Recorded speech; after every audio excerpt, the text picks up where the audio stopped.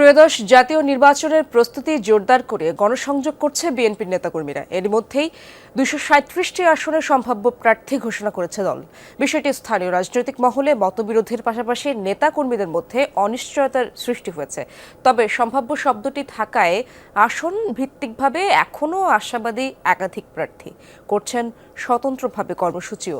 তবে সম্ভাব্য শব্দটি আঞ্চলিক ও কেন্দ্রীয় পর্যায়ে কৌশলী বার্তা হিসেবে দেখা হচ্ছে। আরও জানাচ্ছেন সহকর্মী সাগর ফরাজি। নতুন ব্লেন্ডে আরো রিচ অ্যারোমায় সেলন ফ্যামিলি ব্লেন্ড টে। এটাকেই ধরে নিতে হবে যে আমাদের সবচেয়ে অ্যাপ্রোপ্রিয়েট প্রার্থী তালিকা। এর মধ্যেও কিন্তু পরিবর্তন হতে পারে। গত ৩ নভেম্বর সম্ভাব্য প্রার্থীদের নাম ঘোষণা করা হলেও দলের মহাসচিব মির্জা ফখরুল ইসলাম আলমগীরের বক্তব্যে কিছুটা আশান্বিত হন মনোনয়ন বঞ্চিত নেতারা। দেশের বিভিন্ন স্থানে আন্দোলন সংগ্রাম সংঘাত হলেও জামালপুরে মনোনয়ন বঞ্চিতরা স্বতন্ত্রভাবে গণসংযোগ পথসভা ও প্রচারণা চালাচ্ছেন। জেলার 5টি আসনের 3টিতেই বিএনপির রাজনৈতিক চিত্র এখন এমন। বঞ্চিতরা মনে করছেন যোগ্যতা বিবেচনায় অন্তর্ভুক্ত হবে চূড়ান্ত প্রার্থীর তালিকায়। বিশ্বাস রাখতে চাই মেলান্দ মাদারগঞ্জের মানুষ যাকে ধানের শীষের পক্ষে প্রকৃত অর্থেই চায় উনি মনোনয়ন পাবেন। ধানের শীষের পক্ষেই শেষ পর্যন্ত কাজ করতে চাই। দলের স্ট্যান্ডিং কমিটি চাইলে যে কোনো সময় এটা পরিবর্তন আনতে পারে, তো সেই পরিবর্তনের অপেক্ষায় আছি আমরা। দলের সিদ্ধান্তে আমাদের সকলের সিদ্ধান্ত। তৃণমূল পর্যায়ে সাধারণ জনগণ কি চায় এটা একটু ছানবিন করে দেখলে আমার মনে ভালো হতো।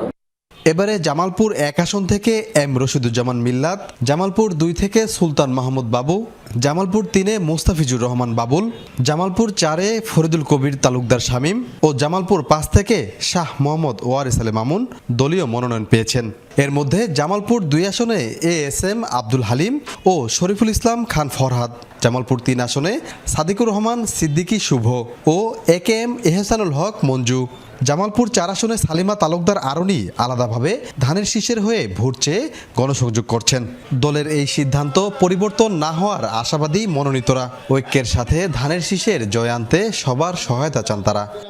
সবাই যেন ঐক্যবদ্ধ হয়ে মানুষকে সংঘবদ্ধ করে, মানুষকে ঐক্যবদ্ধ করে, মানুষকে সামিল করে আগামী নির্বাচনে আগামী ভোট যুদ্ধে যেন তারা ঝাঁপিয়ে পড়েন। আসুন আমরা এক হয়ে ঐক্যবদ্ধ হয়ে দেশ এবং জাতির প্রয়োজনে এবং আগামী নির্বাচনে আমরা এক হয়ে ঐক্যবদ্ধ হিংসা বিদেশের ঊর্ধ্বে থেকে আমরা দলের জন্য কাজ করি। যারা দল করেন দলের উচ্চ পর্যায়ে যে সিদ্ধান্ত দিবে তার বাইরে কেউ ওই সামান্য একটু নোংরামে মনে করে যে একটা পর্যায়ে আছে, ওই পর্যায়ে যাওয়ার সুযোগ নাই।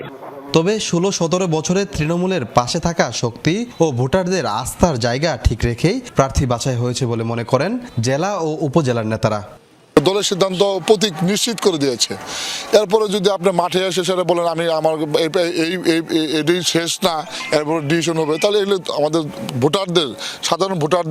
সাধারণ কর্মীদেরকে একটা বিভ্রান্ত করে। জামালপুরে যে 5টি আসনে নির্বাচনের মনোনয়ন ঘোষণা করা হয়েছে, এই 5টি আসনে পরিবর্তন হওয়ার কোনো সম্ভাবনা আছে বলে আমি মনে করি না। সম্ভাব্য শব্দটি একটি শূন্যস্থান তৈরি করেছে, তাই দ্রুত চূড়ান্ত সিদ্ধান্ত দিলে নেতাকর্মী ও প্রার্থীরা স্বস্তি পাবে বলে মনে করেন রাজনৈতিক সচেতনরা। কেন্দ্রকে মনোনয়ন বঞ্চিত প্রার্থীদের কর্মকাণ্ড জানানো হয়েছে বলে জানালেন জেলা বিএনপির নেতারা। বিএনপির মতো একটা বৃহৎ দলের নীতি নির্ধারকরা যেন দ্রুত সময়ের মধ্যে চূড়ান্ত প্রার্থী ঘোষণা করে এবং দলীয় যে স্ট্রিক্টনেসটাকে সুদৃঢ় করে। গত 17 বছরের সার্বিক অবস্থান বিবেচনা করে এখানে প্রার্থী তালিকা ঘোষণা করা হয়েছে। এখানে প্রার্থীর যদি নিতান্ত কোনো অযোগ্যতা প্রমাণিত না হয় তাহলে আমার ধারণা এখানে মনোনয়ন পরিবর্তন হওয়ার কোনো সম্ভাবনা নাই। সাগর ফরাজি, যমুনা নিউজ, জামালপুর।